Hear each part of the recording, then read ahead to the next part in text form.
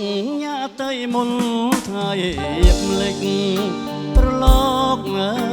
ព្រៃព្រេចរំលេចទាំងសភាព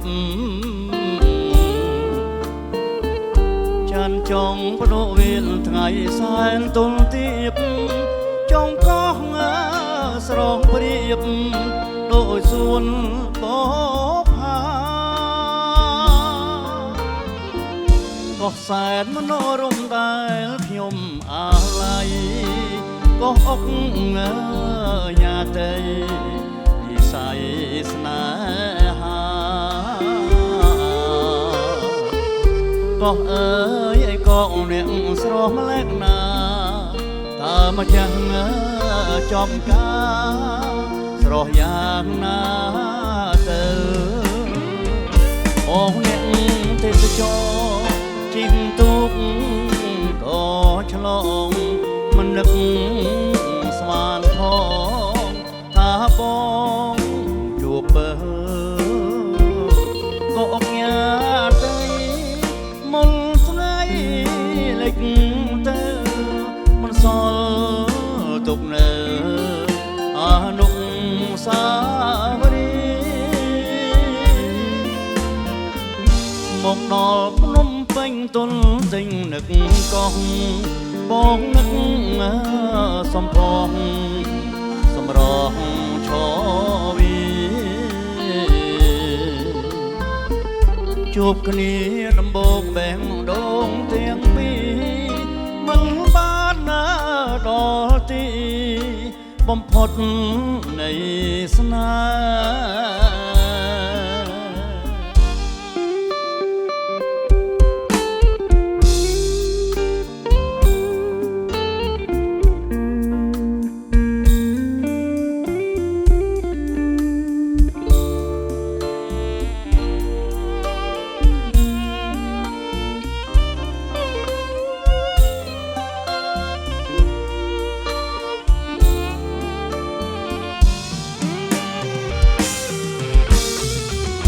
កោះអុកញ៉ាតៃមុនថ្ងៃៀបលិច